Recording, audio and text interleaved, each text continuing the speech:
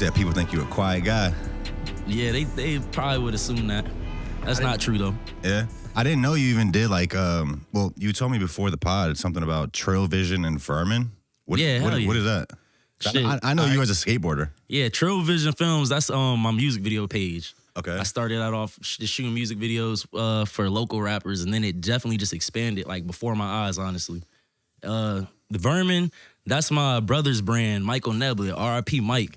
He had passed away 2021, unfortunately. He was killed, but I kind of carry that brand on my, on my back. I keep it going for him. Was he a skater too? And what was that brand? He was a skater out here, Vermin Crew. That's like, he just started it up. I think he didn't even mean to start it. Like, everybody kind of gravitated towards him, you know what I'm saying, as a skater. He was definitely like the crib that like everybody would go to like start the day off. You didn't even have to hit up everybody else. You just you hit up Mike and you're like, yo, what you doing? All right, you going here today, bet. And you show up to that spot and it's like 5 other people who are gonna hit him up. You know what I'm saying? He was kind of like the glue to our group. And I remember when we first started, it was actually Vegas Crew. We started off calling ourselves Vegas Crew, but nobody. Vegas? Yeah, Vegas Crew.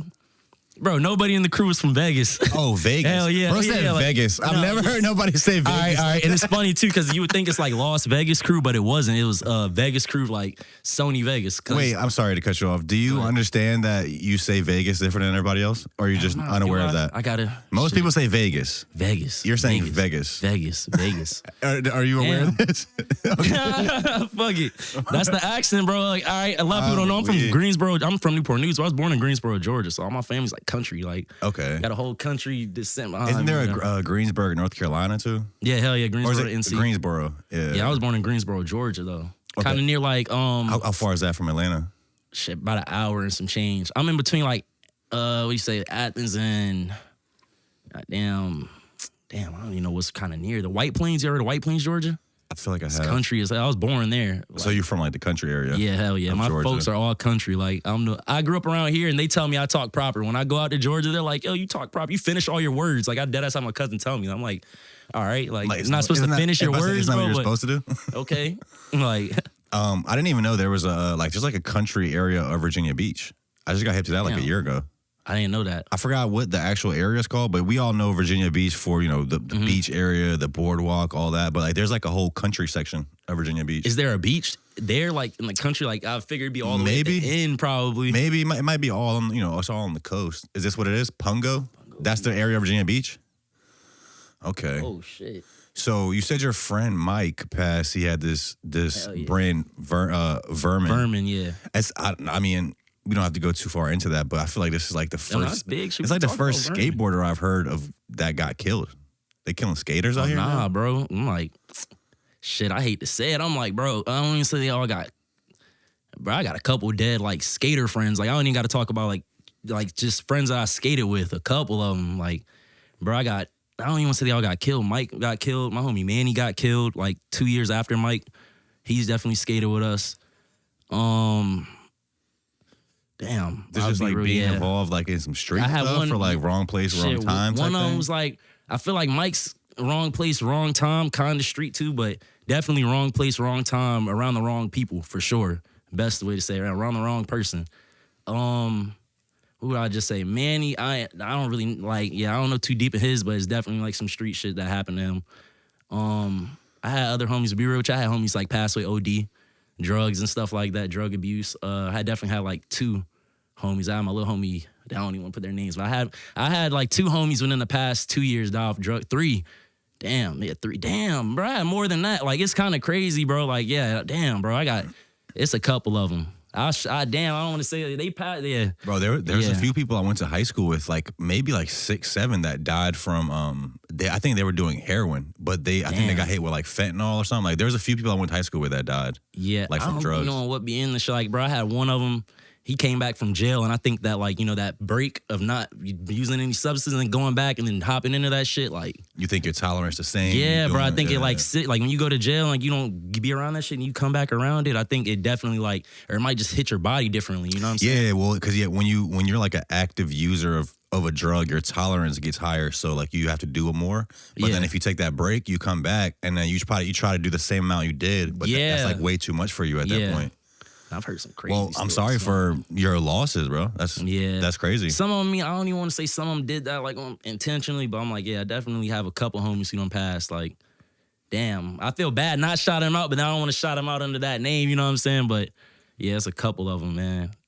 Like I can name over 10 just skaters alone who passed away through and not all just drug abuse. Some of them I had car accidents happen. Like my homie Brian passed from a car accident. My homie Sean. I met him in Delaware, bro. He passed in a car accident trying to save an old lady. Like, I guess her car got hit and the headlights were out at nighttime. And he went to go try to save her, and another car came and hit both of them. Yeah. You got to be careful on the fucking roads, bro. Like, this happened to me like 2 months ago. I'm getting off on the exit, like right here on Jefferson, and there was a lady, I don't know if it was a lady, I didn't see the person, but there was a car, and I could tell somebody was in it, and she was she crashed into the railing right there, like off the exit.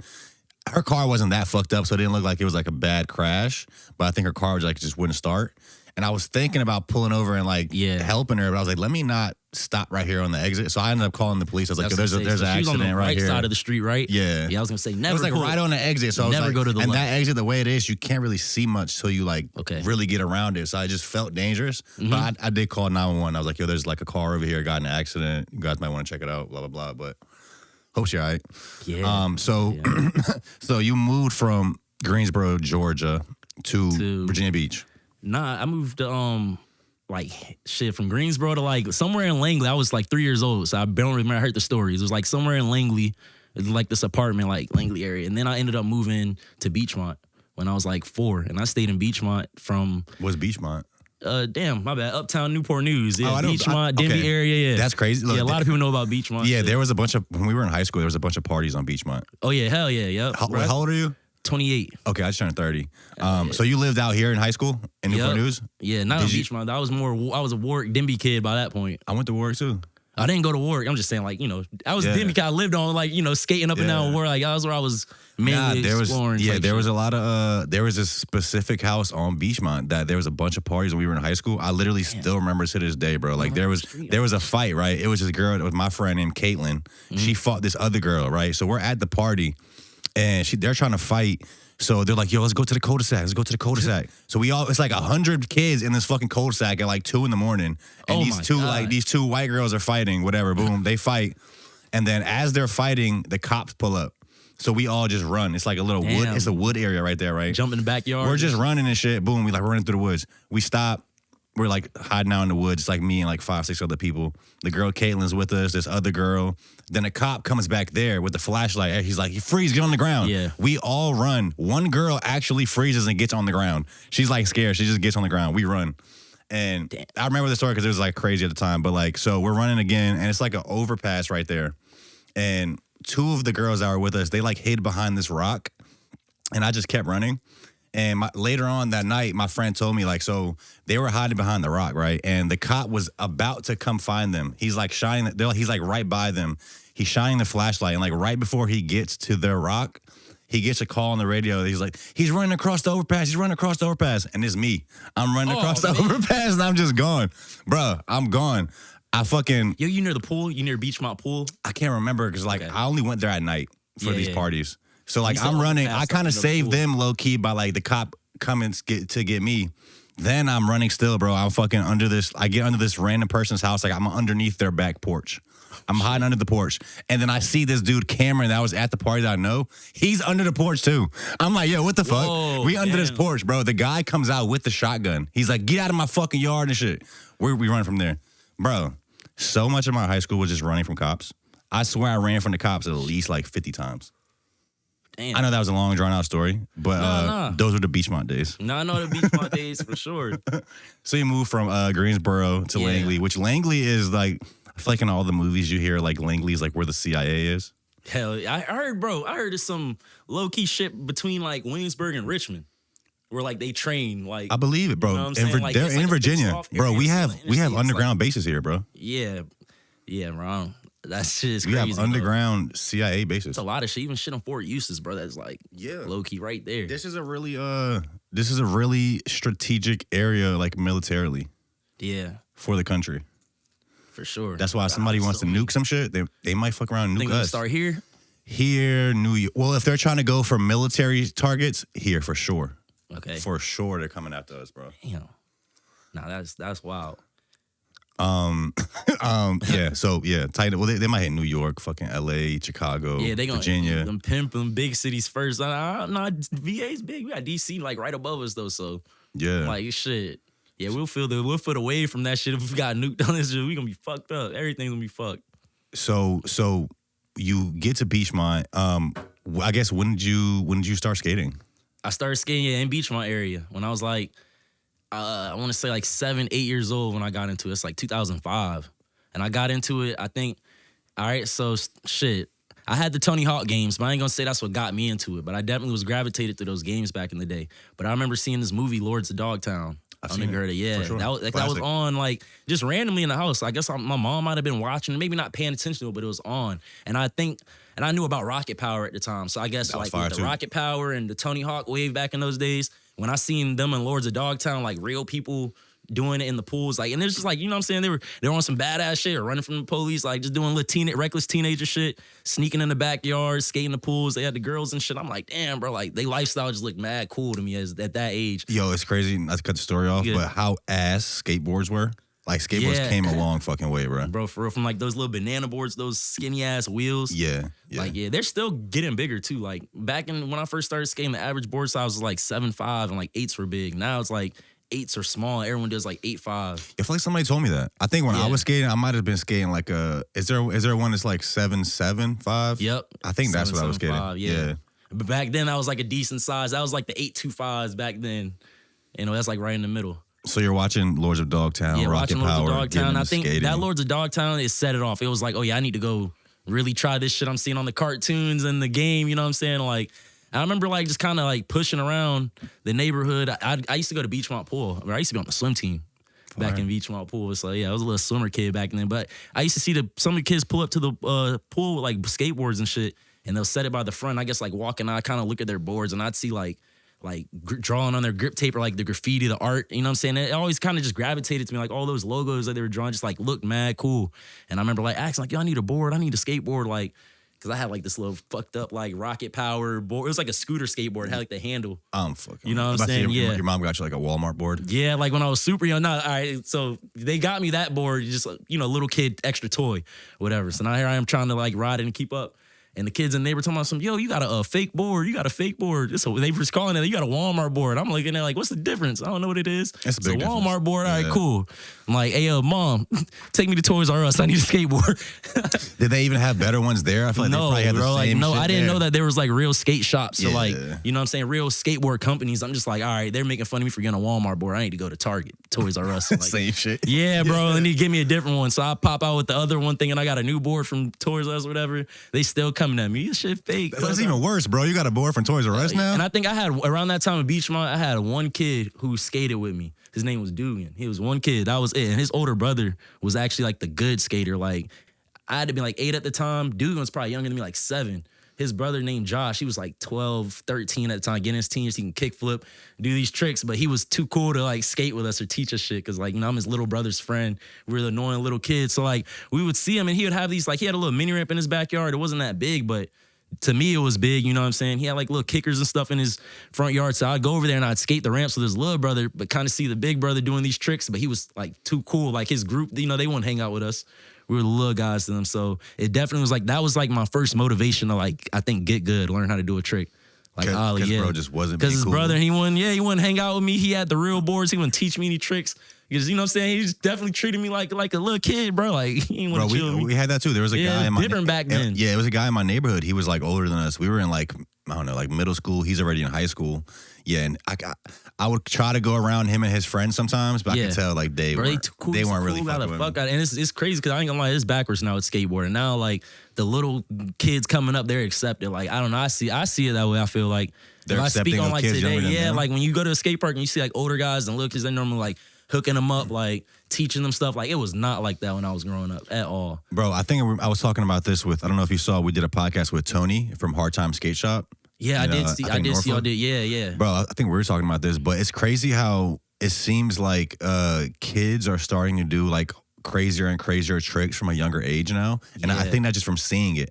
It's like it's like if you just a kid that watches UFC, right? You're learning all these moves just from watching UFC, and now you might fuck around and try it. But like, it's same thing with skateboarding tricks. Yo. Like as you get older and like you're watching these tricks online, you start trying them at a younger and younger age. So now like kids are just going crazy. Like you said online, bro. When I was a kid, like I probably seen Rocket Power for years. Goddamn had the Tony Hawk game. Lords of Dogtown was like the first time I actually seen real people do it. That was like 2 years probably after I had my first skateboard. And then like shit, back then I remember like I used to watch the Tony Hawk game. The cutscenes were like my skate videos. Now, like you said, bro, we go online, YouTube, Instagram, like it's new videos, it's new clips every day. Like if I post something in the skate park, it won't matter tomorrow. Because like, there's another video. Yeah, there's so many Instagram like skate park clips are like completely like they're cool. I ain't gonna say they're dead, but they're dead. They're gonna get forgotten about tomorrow. I could do the craziest trick in the skate park. If like that's just gonna be forgotten about tomorrow. If I do it outside on the same it'll on a street spot though, it'll you know what I'm saying, hold a little weight. But I guess because I remember I skated from like 6th grade to like 9th, 10th grade. Mm-hmm.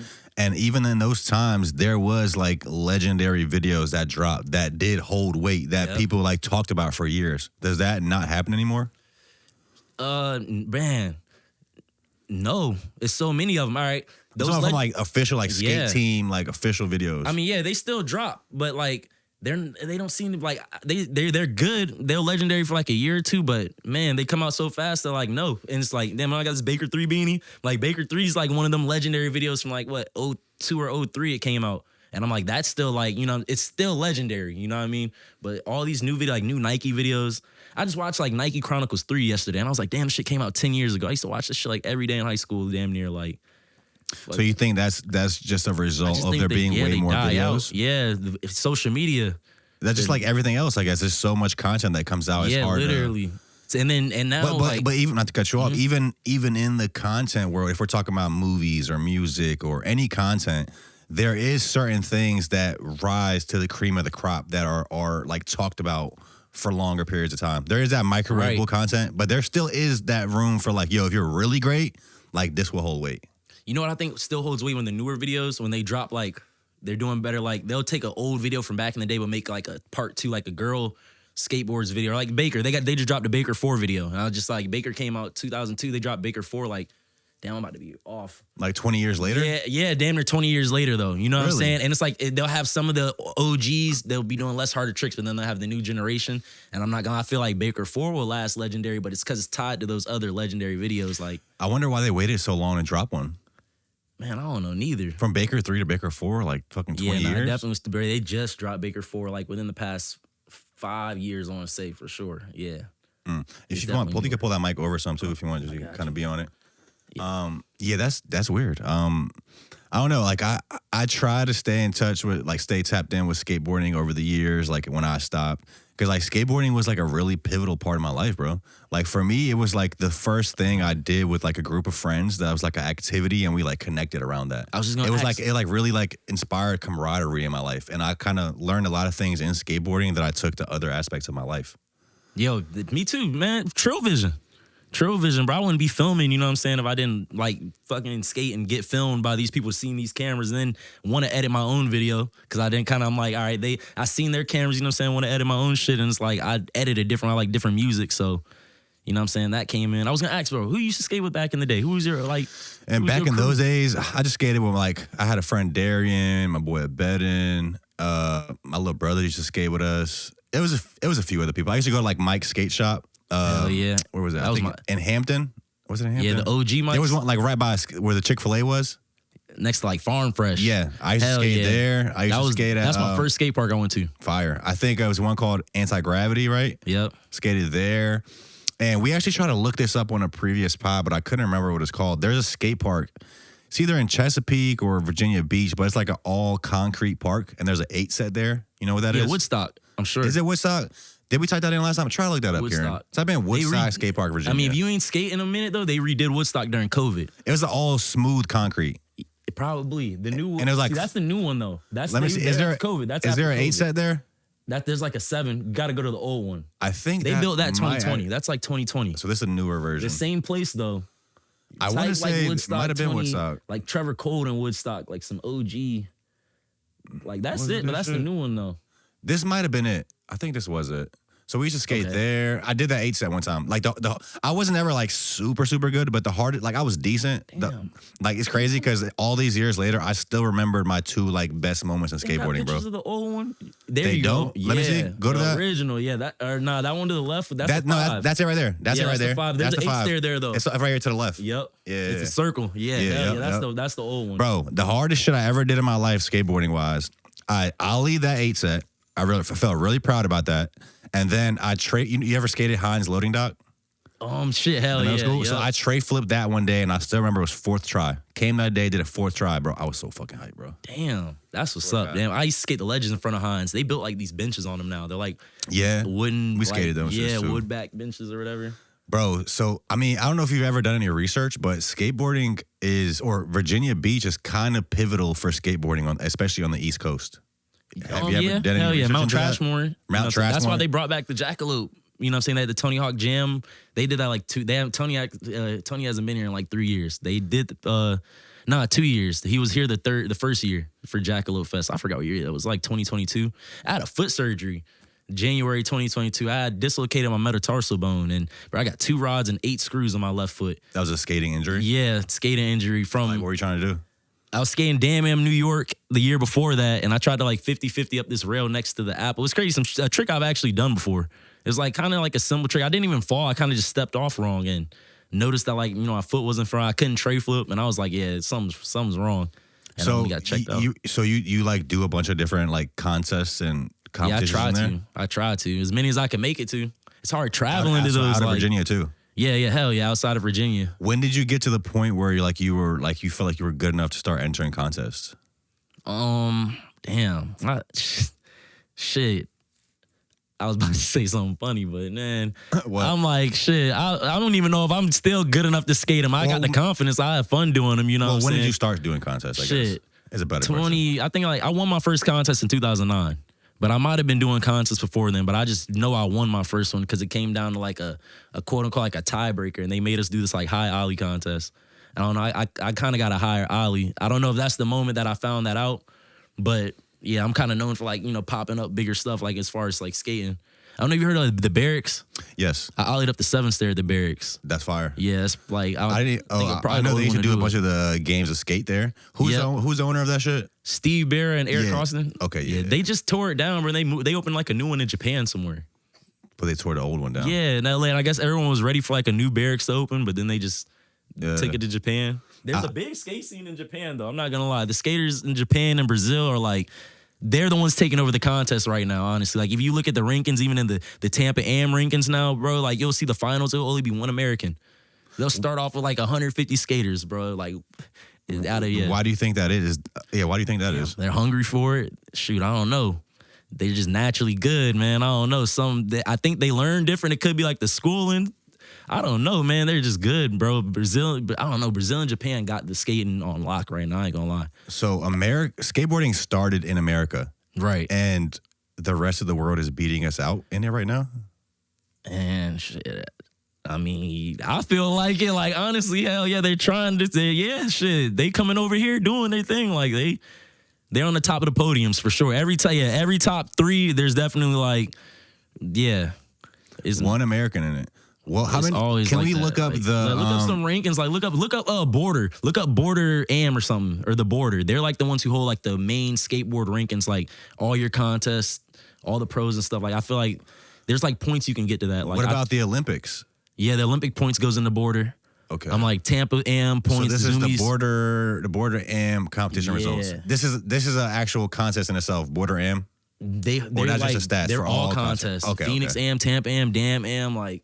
Who's the top? That's top 5 right there. These are like world rankings right now. So this is the top 5 skaters in the world right here. Yeah, hell yeah. Whoa, I didn't know. See, he's Japan. He just passed. I was just in Tampa Am with that fool. Nigel Houston number 3 though. Yeah, that's why I'm like, whoa, Nigel's 3 now. Oh, he's the Yuto was 1. When Nigel was number 1, then Yuto passed him. He's from Japan, and now that kid, I don't know how to say his last name, Sora. He's from Japan also. You see, bro, 3 Japan. There's the top worldwide. Nigel 31. Is BRA that Brazil? Bro, I remember Nigel Houston as a kid when he had the dreads. Bro. So he's the number 1 in America right now then. Yeah, hell yeah, yep. He was number 1 up here for a while. That's fire. Just from street league wins and like He wants mad content. Bro, he came a long way. I remember when I was like younger, I was watching like Ryan Sheckler's show, Rob Dyrdek. Bro, have you seen What ring am I? Look up my ring. I'm probably like Oh, are you on here too? I gotta be, but I think I done some Tampa contests. I didn't get many like points from them. I only got points from like Zoomies contests, I think. Can he search for your name on here? He should be able to. I don't know. I'm probably like, Yo, have you while he finds this? I ain't gonna lie. While he finds this, have you seen Rob Dyrdek's new like time management app he's trying to roll out right now? Nah, yeah, he's a genius though. I love Rob Dyrdek.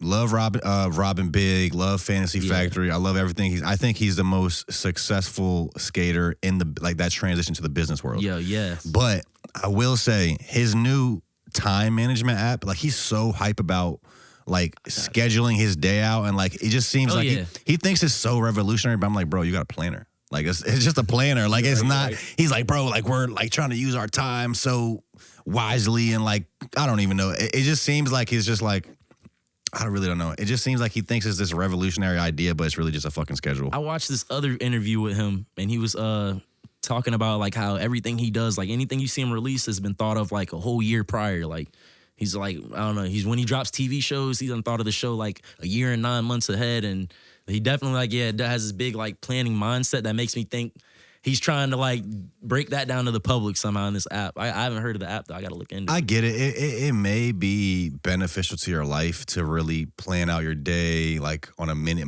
by minute basis. Yeah. But at the end of the day, it's a fucking schedule. It's like it's a planner. It's not no like it says right here. It's a AI powered time intelligence platform. And I had a feeling I had to do something with AI too, anyways, man. Because it might be cool. Maybe I'm just hating, but I just feel like he's just really hype about it. Like he just discovered what a schedule is. Does the app cost? I haven't looked up. I was looked like, into it. I want to say I would assume it does. Yeah. But no, I definitely love what Rob has done. I think he's done a lot of cool shit. Even like ridiculousness. He started Street League. Street League's his contest. A lot of people don't know that. Yeah. I didn't know that. I know he owned MTV for like 10 years, bro. Paying for like over 100K to skaters and for winning contests. That's great. That's great. Yeah. So we're talking about Virginia Beach being pivotal in skateboarding, at least on the East Coast. I was doing some research earlier. We're talking about Mount Trashmore, which I was trying to find who originally founded. Is that you? Yeah, that's from Tampa last year. Is there a rank up here? That's an old picture. Come on, that American flag up there though. Come on. And shit. How many did they You're 5,403rd in the world. Shit. Out of how many though? I don't know. Yeah, out of how many? That's like even like shit. That's just people entering the contest. Okay. Do they have like a? I told you I knew I was somewhere in the thousands. I hope they got like 100,000 people in that shit. If there's 100,000, you're 5,000. That's actually like, really good. So yeah, look up the street. 3,800 in street though. Cause I mean I don't even really skate vert or nothing. But like shit, how many is it though? Man, there's a lot of skaters in the world though. I'm like 3,000 ain't. It might be like 100,000. Oh, look, it says right there 17,000 ranked riders. Yeah. Yeah, and bro, I be having a hard time making it in some of these contests. I had sponsors at one point. I had people like, Miko's had helped give me to some contests. Finesse Skateboards helped give me to some contests. MIP's helped give me some contests. I don't want to leave anyone out. But honestly, most of all, I've got myself to most of these contests. Nobody's gave me a full paid trip to none of these contests. I could say that. Like shit. People have helped me with the room. I've had to get a ticket, and you know what I'm saying? Doing that shit at a young age ain't easy. I've been doing these contests since I was like 14. Like as far as traveling, I think I went to Atlanta for my first Damn Am. I was like 14 years old, and then after that, I think I've been trying to make it to Tampa. I didn't go to Tampa Am until 2016 though.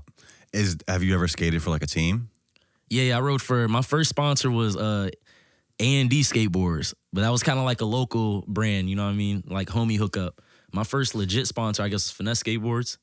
Yeah, they're from Virginia. That's how they found out about me. They used to host these contests at Anti-Gravity. Have you ever heard of Tech Fest? Back then? Damn. All right, so the guy, he works for, Tech Deck. And they used to host these, contests, traveling or whatever. And they would come to VA, and over time, they just noticed me in the contest. And, I was trying to make it to Cali, and they just, put me on. I don't really remember how I got on the team. I probably won one of those contests, and it got talked about. Being at that right age, that's another thing I was going to say with the skating, man. You got to be at the age for it. They're looking for younger skaters now. How we're talking about the old younger skaters being left out back in the day. Like, certain companies like Monster, I'm like, you can't even be over 19 to get on Monster. Like, if you're 19, it's a wrap. You ain't already got sponsored by them, you're not getting on Monster. Another one, I think Red Bull has like an age to where they stopped sponsoring skaters. Nike is another one. I mean, I don't know. I know Nike, like the AM team and stuff, like they're not picking up any guys over like 20. Like, bro, Red it's Bull definitely like age cuts to this, and it's also because they want to build you into like, you know what I'm saying? They want to. Yeah, the younger you are, they have more time to build with you. Yeah. But I guess it'd be cool if they did older people too, because people still skate into their fucking 30s. Yeah. I mean, Najee Houston's 40, 31. 50, He's the number one in the country. Yeah, Tony Hawk's 53. He just dislocated his femur at 49. He still skates. Like, so I don't know if you've heard this, but there's an urban legend that Tony Hawk lost his virginity in Virginia Beach. I heard that. Yo, and I forgot to ask him that shit. I met him one time in Virginia Beach, like, and I don't know, kind of like starstruck in the moment, like trying to get a video. I did not ask him that shit. I was like, yo, I kind of wanted to find that shit out my damn self. That's true. Like you said, it's just an urban legend. Tony Hawk, somebody, I don't know. It must be true because you know about it too. You don't even skate, and that's from back then. And I know about that shit. I chat GBT'd it earlier today, and it's like it was looking through all the records, and it's like there's no like interview or like actual record that's true, but it's an urban legend. He got third place or something, third or second in like a Mount Trashmore contest, like right before he turned pro. I feel like that contest made him pro. And you know what I'm saying? He was like popular. Like, I mean, if he won't get none in Cali, I don't see why like coming out to VA, being out of state and you winning contests, you got all the shorties on you. I'm pretty sure like shit it had to have been easy for him if he did. You know what I'm saying? Yeah. Also, so what I was saying earlier, so Mount Trashmore, I think, is opening in like the 70s or something around that time. And I was trying to find who like founded Mount Trashmore. If they're alive, I was going to try to get them on the podcast. But apparently it was like a city program. So there was a guy, she wrote down, there was a guy named Roland E. Dorer. He was the like local like director of the health department. And he just had an idea like, yo, let's turn this like fucking trash into a park. And the city actually funded it and built it. Trash under that hill. So like there wasn't like a private owner of the park. The city put that park there. Damn, I believe it though. That Virginia Beach got like the most parks, I think, out in Virginia. I mean, in like our 7 cities, you know what I'm saying? They definitely do. Cause you got Bayside Skate Park, you got Woodstock, they got WRV, they got a little park out there.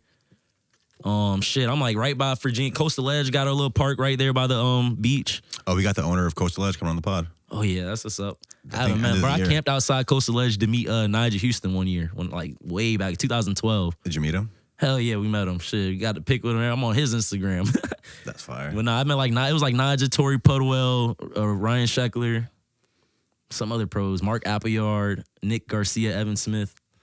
It was like Element and Plan B. Like yeah, bro, I haven't heard about Ryan Sheckler in forever. What's he doing now? He's kind of trying to make a comeback. He's been in contests doing Red Bull stuff. He's actually making a little comeback. I think he just sobered up. He's been going through like drinking stuff. Like, oh, for real? I think that show he had fucked him up low key. Yeah, like, it made him famous, but like, yeah, it definitely kind of like played like a deeper role in his life. Like, after, I know even in that time he was like rich as hell, bro. He was getting money at a young age. I definitely just seen him doing some Red Bulls. All right, my boy Cordano, shout out Cordano. That was one of my homies. We used to ride for Finesse together. He's in the Olympics right now. Yeah, he's from out here. Nah, he's from California. Bro, but Finesse is like a Virginia, like they're not Virginia. They're from Virginia. They started the company. They live in San Diego now. And they're like worldwide. I think, honestly, I think Tech Deck done got them out a little more. And like, you know what I'm saying? Like all the stuff that they're doing in Cali, like with the Tech Deck stuff and being able to host like Tech Fest, they've been doing those contests. They did that contest in anti-gravity like 2011. I remember like way back in the day.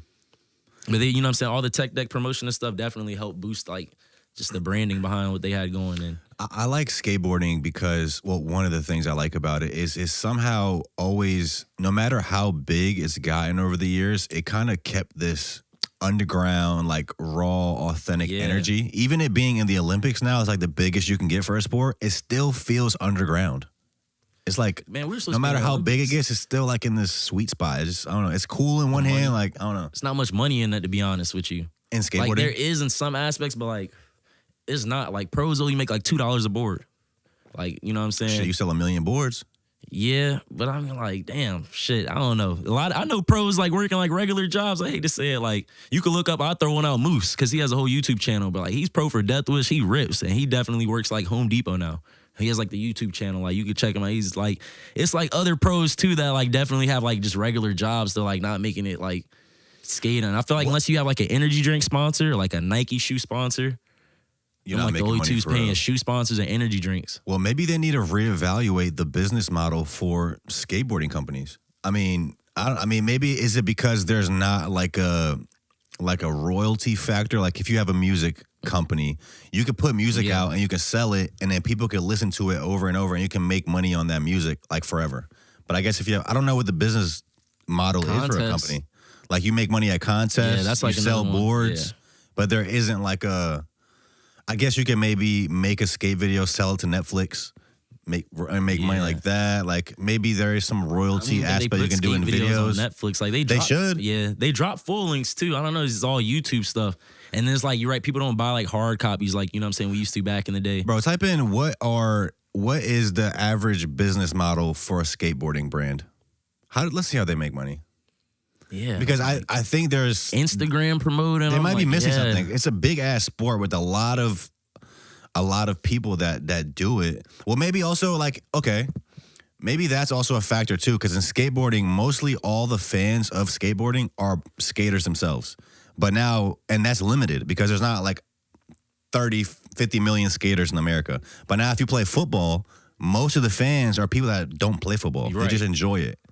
Enjoy watching it. Maybe skateboarding needs to figure that out. You can't bet on skating. We got to put betting on. You got to put that. You got to put skating on FanDuel. They joke about it. Even like Street League, they posted like little fake odds before or whatever. Like I remember seeing like a little, like, but there was like no like actual sports book for it. There's a site called I forgot what the site is called. It's actually illegal in America. You can't do it in America, but it's available in the rest of the world. But you can bet on anything.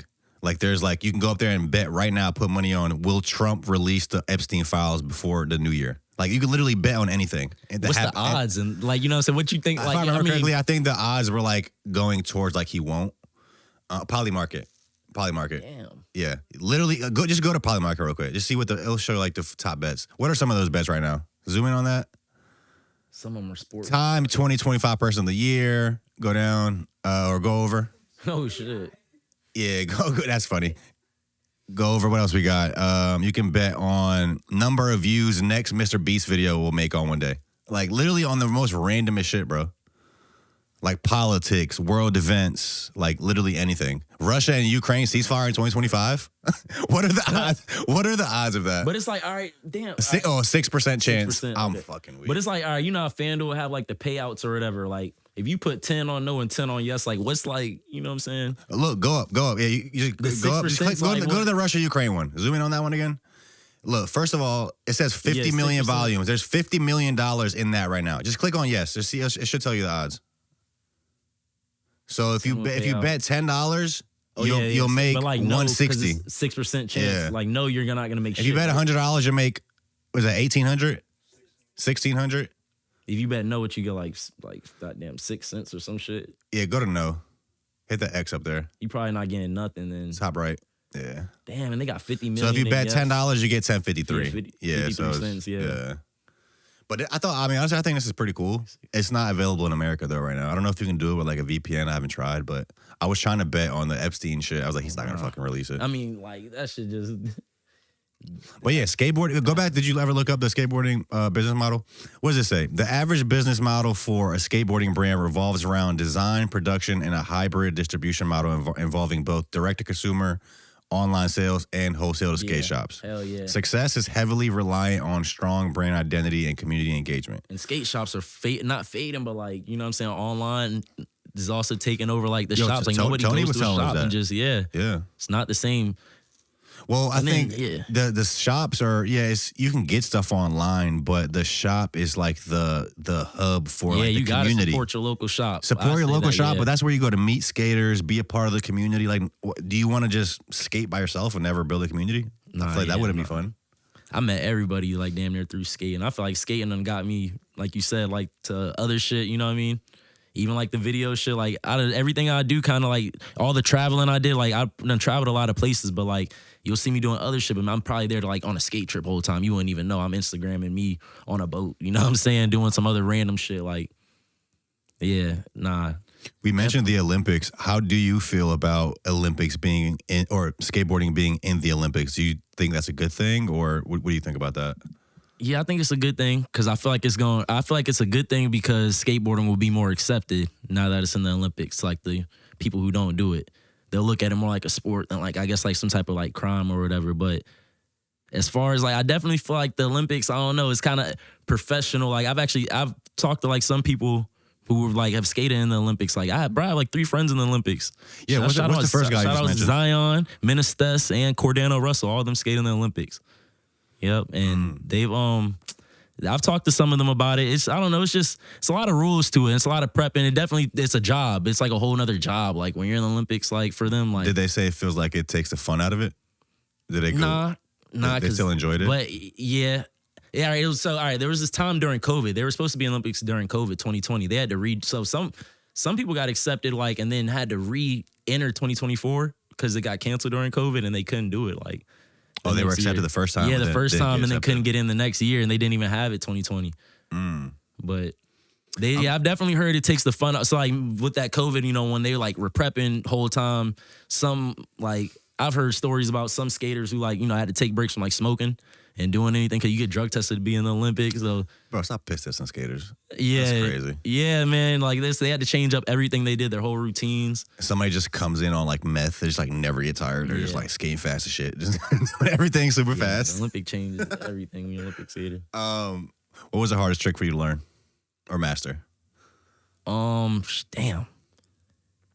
Starting to skate, I guess hitting rails for real. I feel like it's not really a trick because you know you do, but like building up to like jumping on my first stair rails, that shit took like a lot of pressure. I guess first trick to master, probably the tray flips, 360 flip. Yeah, I feel like I'm pretty good at that trick. When I hurt my foot, that was the trick I started trying that like told me in my head like, oh yeah, you're fucked up. Like, you know what I'm saying? Yeah. How do you feel about just getting older and like still skating? Like, Man, I'm gonna do this shit to the dirt. Yeah, I hope this shit the death of me. Yeah, I don't think skateboarding doesn't really have that stereotype that a lot of like if you're a rapper, like if you're like 35 rapping, it's like you're kind of pushing it. Yeah, but skating, I think it can always be fun. But I feel like if you're not successful, now if you're like Drake, yeah, you killing it, keep going. But if you're just like an unknown rapper rapping at 35 with like 2 likes, kind of people don't take you serious. What are you doing, bro? But it's because I mean, skating, you got to actually keep yourself in shape and still like. You got to practice muscle memory behind all those falls, you know what I mean? And there are definitely skaters like I think Ryan DeCenzo, he's in the Olympics, he's like 40-something. He's still like top level, like skating, you know, jumping. TJ Rogers, he just dropped like a part, and I seen he jumped like a big like 13 flat 13 or something. He did like a switch 180 down it. And I was like, damn, I think he's pushing like 42. Like, so I've definitely seen guys like Chris Cole, he's like in his 40s, is one of my favorite skaters. I remember him from back in the day. Yep. I remember him. What was the guy's name that always did frontside flips? Andrew Reynolds. Yeah, that's the one who runs Baker. That's the Baker guy. He owns Baker now. Yeah. Now he created Baker. Hell yeah, that's his. Yep. I didn't know that either.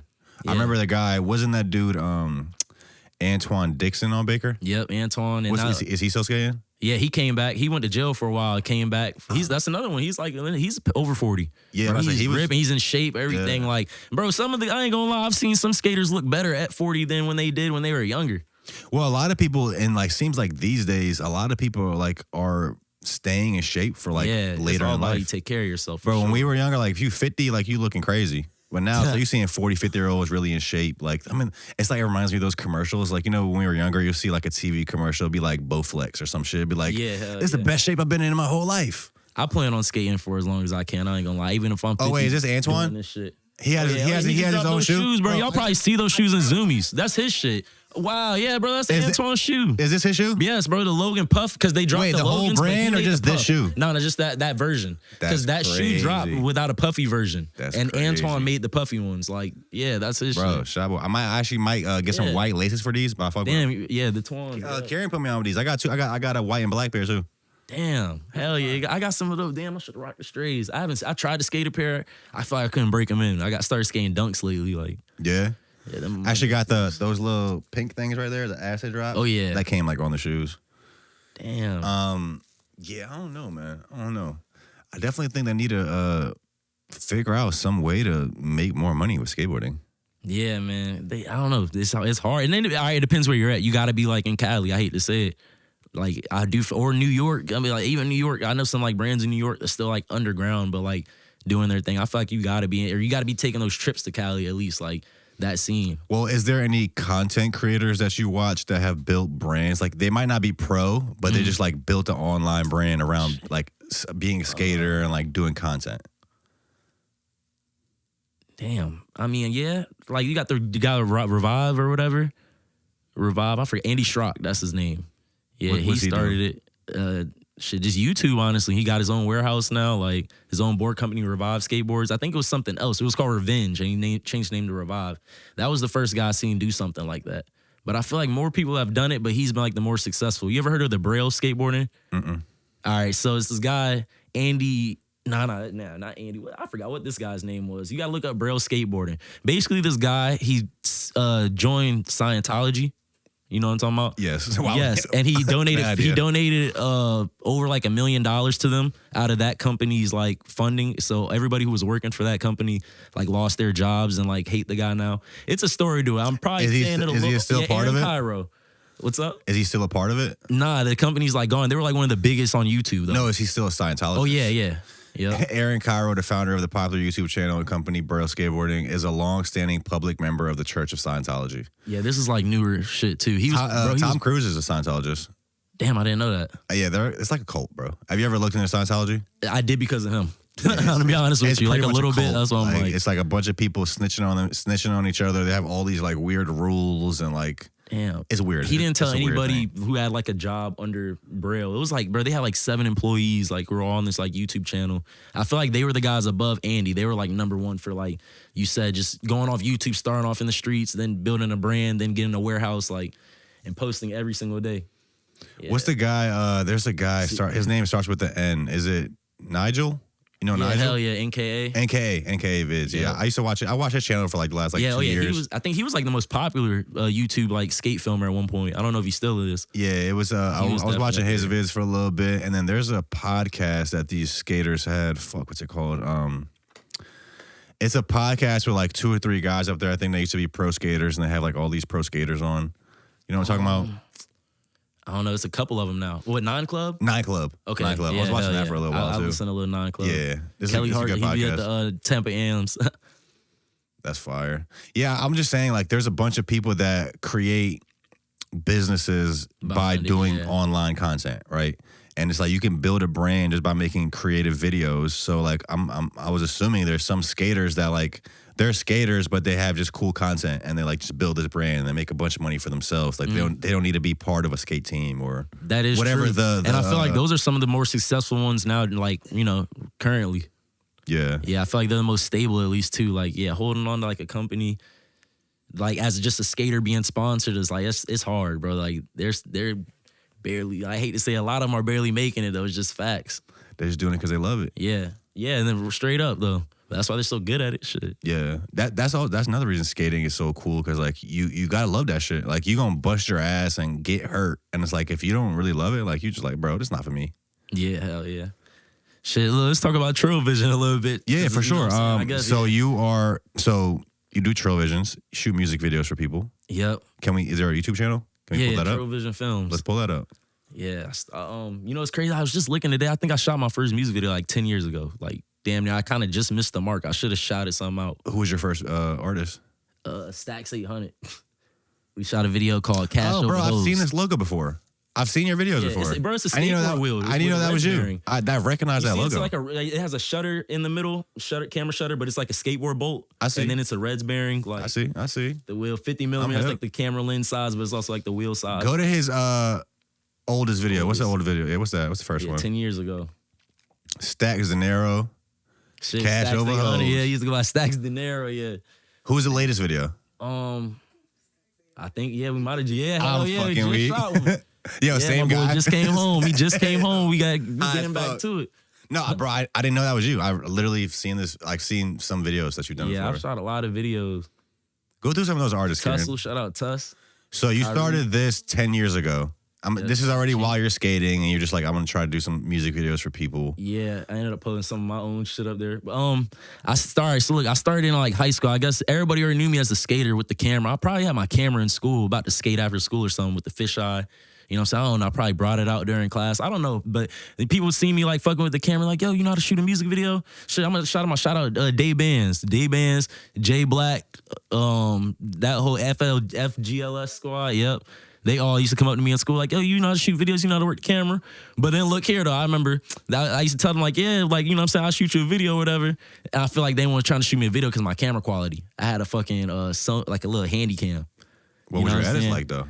My edits was like that, though. And I was like telling them, like, oh, shit, I got y'all. Like, what's up? But, like, it just never got set up. So now I went to a point where, like, I just, like, shot some clips around the house, like, just, like, the stairs, you know what I'm saying? Chopped it up to a beat. And I was showing people, you know what I'm saying? Just, like, people in school, you know, anybody who I knew who rapped, kind of. I showed them all. So we was like, all right, we're going to shoot a video, whatever. The plan was probably just a little later. But I showed my homie Skyler the video. And he ended up like just being like, yeah, I'm gonna talk to my boy that we're gonna try to shoot a video later on, whatever. Like, I don't remember. It was a minute ago, 10 years ago. This is like in high school type shit in Denby. I used to go to Denby. I'm gonna fuck with you. Yeah, type shit. I'm gonna fuck with you type shit after school. So I'm like, all right, whatever. Like, I'm not even thinking it's gonna be like big or whatever. So I link up with Skyler and I met Stacks, but I didn't really meet him. I seen him in school, but like we ain't never really talk in school. You know what I'm saying? Like, it's kind of just like, that was my first time really meeting him. You know what I'm saying? We pulled up, we ran on the corner, we shot the little video in the neighborhood. Like, the shit was like, all his people came out here and knew everybody out there. I was just with them, you know what I'm saying? I didn't even really know where the fuck, you know what I'm saying? Just, I was there with the camera, fuck it. And shot the video. I think I edited that shit probably the same day, like the next 2 days for sure. Then by the time I went to school the next day, bro, everybody was like talking about the video. I feel like it was just getting talked and about. Everybody like, wanted you to do a video. Yeah, you shot a video. Yeah, like, and it definitely started a little like controversy at the school, you know what I'm saying? Like everybody, you know, like that goes, like people were just talking, everybody at like, but you know, some people was fucking with it. It was like, yo, how much you charge for video? And I think the first person I told, you know what I'm saying, my homie Jen. I told my homie Jen, I was like, I charge him like 80 or some shit.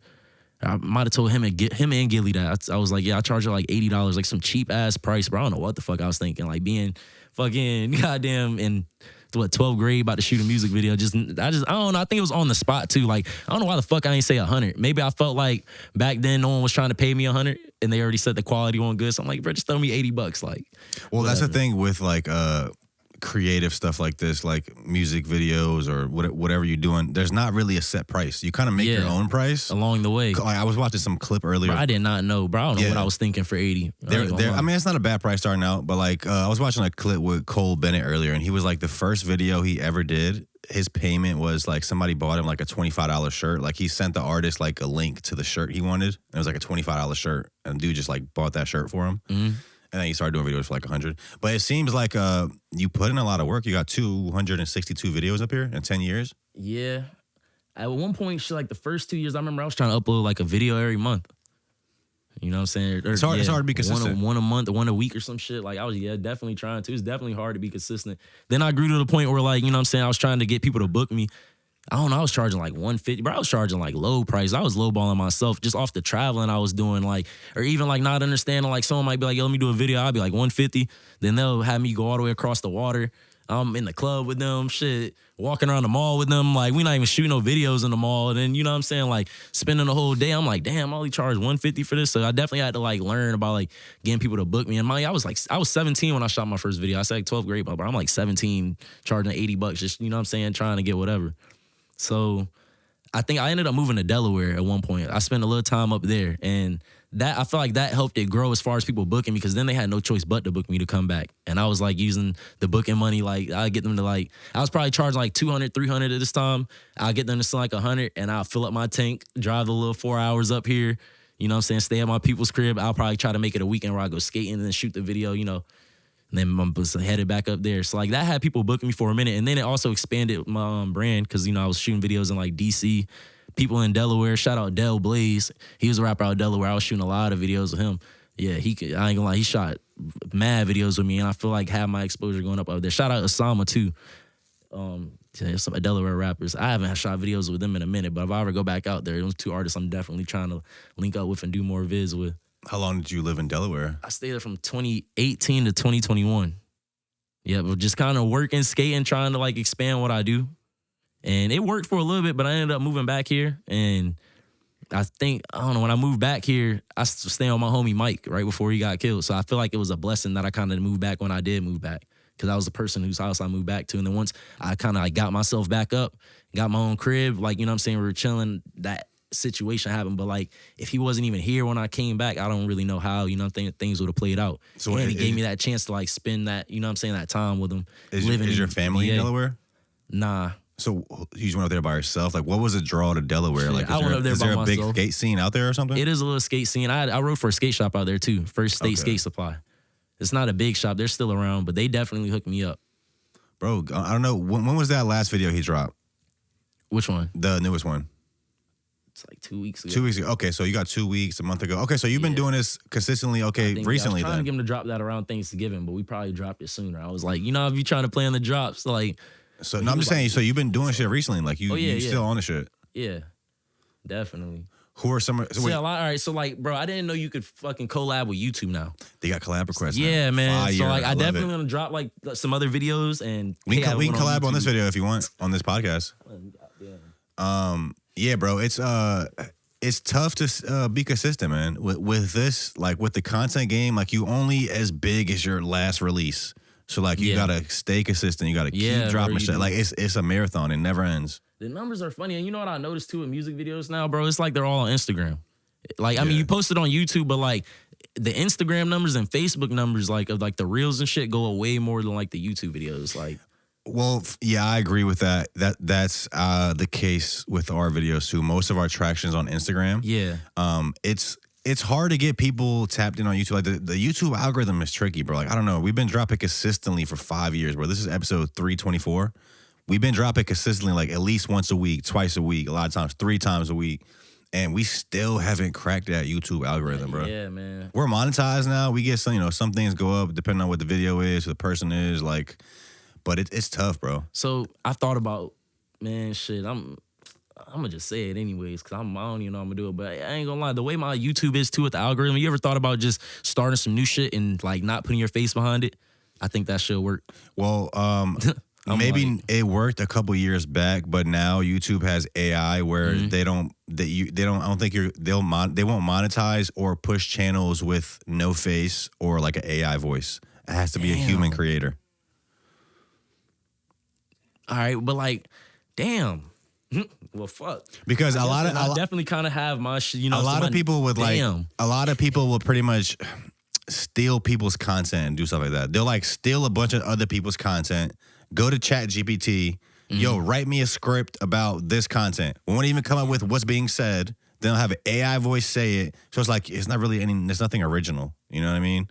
I think they're trying to get original human creators like the spotlight, you know what I mean? All right, cause I be feeling like I feel like some people don't want to work with some people because someone else already don't work with them. You know what I mean? But like deep down, it's like, you know, they know that they're close by. Like just random, like, you know what I'm saying? Like rappers even competing with each other in the rap game. Like I'm trying to be better than you. I'm not about to go use the same video man you got because I'm trying to outdo you. You know what I mean? It's kind of like that in it. But I'm like, they know they fuck with it. So I'm like, if I drop like some new YouTube channel, but then let you know it's me, and then once you book the dude, I show up with the same camera. Like, oh, so I'm gonna post it on this channel. You feel me? Like, so this is more for getting booked, not necessarily the algorithm.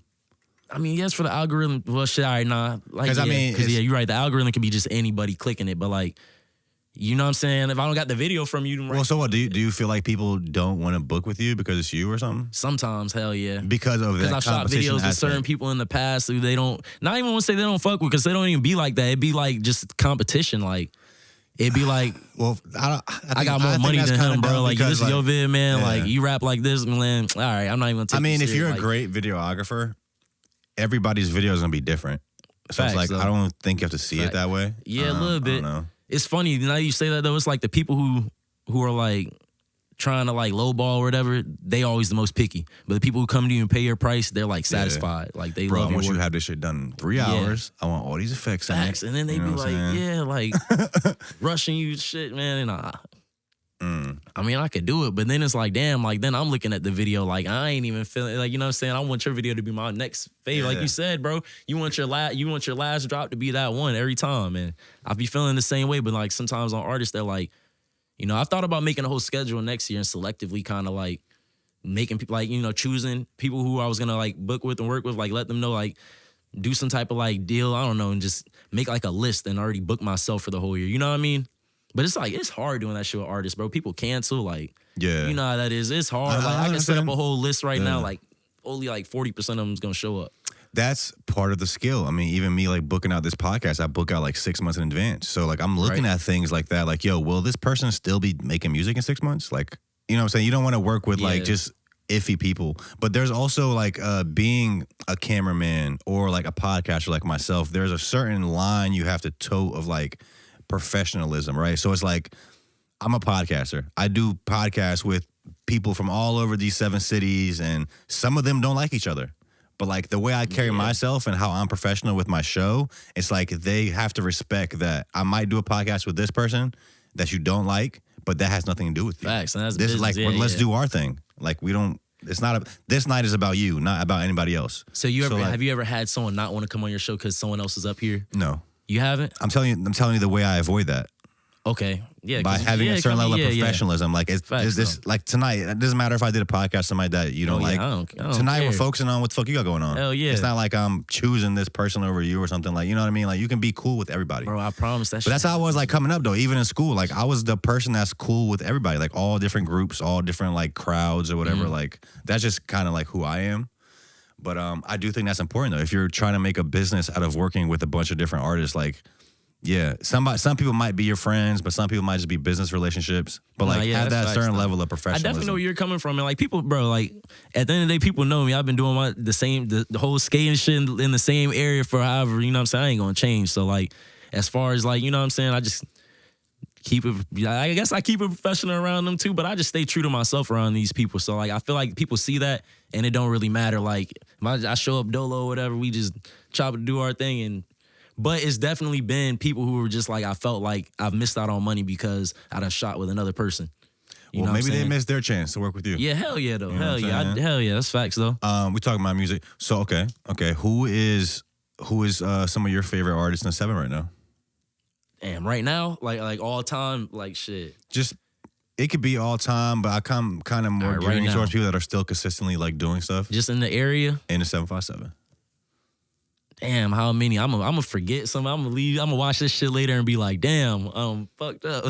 What's bro? All right, let me go ahead. I'm gonna say my boy Stacks for sure. Shout out Stacks. Like, we shot our first video. Guys, show love to bro. Stacks. Shout out Tussle. Kyrie. That whole Up West Money. Like that whole group. Kyrie. Yeah. 3-6. Yeah. We did a pod with him. I'll show you after the pod. We have an unreleased skit with him. Oh shit. For his North album. You know, he just dropped North. Hell yeah. I seen something about him posting North 2, dropping North 2 maybe next year. Okay. Hey, I went to his release party for that. Fire. Yeah, we did a pod with him maybe like 2 or 3 months ago. It was a good pod. Yep. Who else? I fuck with Gilly and Jen. Yeah, they can freestyle too. Bro, I fuck with a lot of rappers. Like, I mean, I guess I'm listing people who fuck with me, but like I fuck with everybody. Like, I fuck with everybody who I done shot a vid with. Damn, now I ain't gonna lie. I feel like if I shot a vid with you at the end of the day, bro, I fuck with you. You done supported what I did. And honestly, like I've heard songs and didn't shoot videos. Like if we made it to the point where we shot a vid, I vibe with the song a little bit. You know what I'm saying? Or your personality, something you was bringing to the table with that song. Like I had fucked with it. Like, and that's why I felt like I could have did my thing to it. You know? Okay, so you're still skating. You're still doing music videos. Do you have any like other creative ventures that you're trying to get into in the future?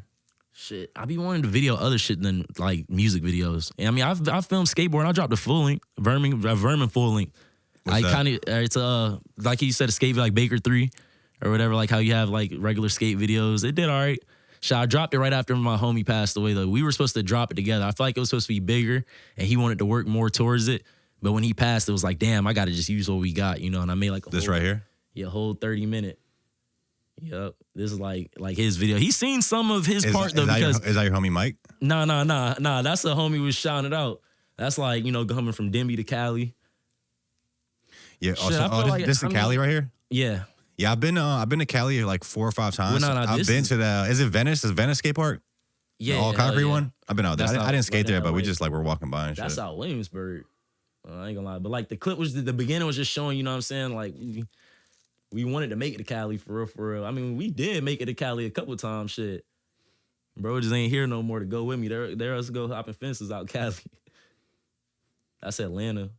Definitely traveled around for the skating. Like, And all the songs in this are people I shot music videos for. Okay. So yeah, I was trying to make it so it wouldn't get like copyrighted. You know what I mean? All like. Is there a pioneer of? Is it like a known thing? Who created these like the way to film skate videos? How they like come in on it, the angle, how they go to the ground or some shit. The fisheye, like who's credited for that? Just back in the day, like I don't know those old VHS cameras. You know, VX1000 is like the main known skate camera, at least like. That camera holds like so much like history like behind it, like in skateboarding. Yo, Karen, maybe actually look that up. Type in who is credited for the style of how skateboarding videos are shot. VHS tapes, so like the old fish. But even past the camera though, I'm talking about like the angles, like the way they shoot, like how they go to the ground, or like like the aesthetic of the video. Tracing the history of what does that go back? Tracing the history of skateboarding's most famous camera. Well, this is the camera. Nah, yeah, you're right. Though. I kind of want to know that too, because like Dogtown, they weren't doing that. Style. They weren't really doing that in Dogtown, like filming each other in the '80s. You know what I'm saying? I guess late '80s, early '90s. Like they. You know what's crazy? I might actually watch that movie tonight with my girl. Now you make me want to watch it again. I got Dogtown and Miko's tattooed. Damn, I ain't even sure. You got a Miko's tat? Mike's, yeah. That was my first skate park. Yeah, Mike's, and then I got They closed down now, right? Yeah. Wait, no. What's the one in PTC? Was that Miko's? Yeah, Miko's. That okay, yeah. I think that's like I think some like a black family owns that too. No, that's Westgate. Westgate? Yeah, they just opened. Where's that at? Right on Denby. That's crazy. They opened a skate park on that parking lot, bro. Like after all these years, it's just like that place for a skate park is like, damn, bro. Like if that would have been there when I was younger, I feel like it definitely would have been more busy. Like because the scene was different back then. Is Anti-Gravity still open? Nah, yeah, they closed. Miko's. I wouldn't say bought them out because Anti-Gravity was gonna close anyways. Like, that was the one that was uptown Newport News, like by the Lowe's, I think. Yeah, behind there, right? Fresh, yeah. Yeah. Then you had Mike's. I think when Anti-Gravity first opened, Mike's was still open. Okay. Anti-Gravity was gonna shut down because of like, I guess I don't know what they had going on. They were gonna shut down anyways. I remember everyone being like they got bought out, but that's not really true. They were already gonna have to give that place up. But then Mike's ended up buying out. They did end up taking over the lease of that place because they wanted the ramps and stuff that were still there and the building was bigger. So when it turned into Miko's, they left some of the ramps, but like repainted the wall and like added their own little remix to it and tried to expand it. It was all right, and it lasted for a couple years. I feel like that park was actually like one of the best ones. And then they closed down and opened one in PTC. Okay. I don't really know why they closed down from that building. I guess they couldn't afford it. I know the one on PTC, they opened it. I guess they bought it. I could be saying the wrong story from my knowledge, and I want to be corrected if I'm wrong. Should somebody leave it in the comments? But they bought the skate park or whatever. They opened up a nonprofit while they were still kind of in debt, I guess, from buying out, you know what I'm saying, the building. And the money that they had from the nonprofit, they couldn't pay to pay off their debts or something like that. So they had to close it down. I guess they started a nonprofit program a little too late. And opening, yeah. Kieran, was that the person credited for it? This the first skate video ever? VX videos. Nah, there's more. Or not maybe first VX, yeah, but there's more like fisheye low videos before. Nah, this. Go back to the AI you just had to the other tab. What does that say? While it's hard to pinpoint the absolute first, Aaron, does it say Mose? That sounds about right. Though. Was an early adopter filming for Girls Skateboards Mouse in '96, but Dan Wolf is credited with popularizing the iconic VX fisheye lens combo, making it the standard lens for the late '90s for filming legendary parts like Jeremy Ray's and World Tour. Okay, the Game Changer. Okay, so he was a game changer. By the end of '99, nearly all major skate filmers were using the VX1000. That's the camera you mentioned, right? Yeah, but I'm telling you, there's still older fisheye footage of like people rolling lower. Like, look up before this camera. Yeah, before this camera. This is just like the main camera. Like, people still try to get tapes for this camera to this day because it sounds better than like the new HD camera. Like the grind sounds, the pop. It definitely does. Like, it has like a certain sound to it. It's like a nostalgic sound. Was this While H Street's Shackle Me Not popularized the fisheye look? Yeah. That was more like it. Well, it's the same guy. Dan Wolf is widely credited as the first to bring it specific to. He probably just brought it to the mainstream, but somebody was doing it before him. The old fisheye. Nah, you gotta look up that 8th Street video. That did have fisheye. It's not like a VX wide fisheye. It's like an old I don't even know. It's like damn near just looks like a wide angle lens with like what do you call that? The corners. Yeah, rounded corners. Yeah. Well, okay. Also, I guess you mentioned you want to start doing like other videos. Like you do skate videos, music videos. Like what else kind of videos? Short films, man. I'm trying to get into like the car videos for real. I ain't gonna lie. I got some homies that be doing the car shit. I'm trying to get into cars. I got like the little car mount too that could like track, like, you know what I'm saying? I could like ride my car and track somebody else's car. Like if somebody wanted to do a car video, I wanted to do like weddings. I've done a wedding video before though, but like I want to do like weddings, like higher budget, like, you know what I'm saying? Like bro, you can make where money I could doing like weddings. tell one of my homies like, yo, I'll pay you, like come help me out with this shit. Like, bro, I did I know a guy. I'm from Bosnia. I don't know if you know, but there's a guy out there I know. He works for a company that just does wedding videos. They make bread, bro. They got like the drone and shit. Like they go crazy. Yeah, that I know real estate. They make money too. I don't even know real estate filmers make that much money, but weddings. I mean, honestly, bro, whatever you do, if you have a popping channel, if you have a popping channel and like people know, like, yo, if I upload this shit on this person's Instagram or this channel and it's gonna get 1 million views, anybody will pay you money for that. That's marketing. And now you're getting into marketing. So whatever it is, if you have a lot of eyes on it, you can make money. Man, yo, how you get that new AI? Which one? Sora? Anybody can get it now. Man, for real, I've been trying to get that. I think it's open to everybody. Honestly, I'm kind of over it now. Karen had it before me, I think. I think you found it like on Reddit somewhere. This is when it was still invite only. Yeah. He sent me the invite, but now I want to say like anybody can get it. Is that better than the art one? What is it? I forgot. I haven't used that one. Oh, RIO? I guess so. I think it's RIO. Yeah. I haven't tried that one, but I mean, Sora was chill, bro. Like I'm kind of over it, to be honest with you. It's just, I don't know. Yeah, I like doing real videos. Okay, and I feel that for sure. You know what I'm saying? Hell yeah. Is it Tremond? Is that your name? Okay. I was calling you I say it on camera, man. My real name is Tremond. Tremond. Hell yeah. Okay. My real name is Tremond. Do people just call anybody who said Tremond or Tremond, that's cool. Just don't be saying Tremond. Tremond. Straight up. That's the only one I'm like, man. Do people just call you Trilly though? Yeah. Okay. They calling me Trilly or Trill. Bro, thank you very much. Is there anything else you want to touch on or lead the people with? Shit. Subscribe to my YouTube channel, TrillVision Films. Follow me on Instagram, Trilly McDilly. Keep up with my skate clips. Go watch the Vermin Crew video. Long live my homie Neb. Rest in peace, Neb. Shit. Shout out Vermin.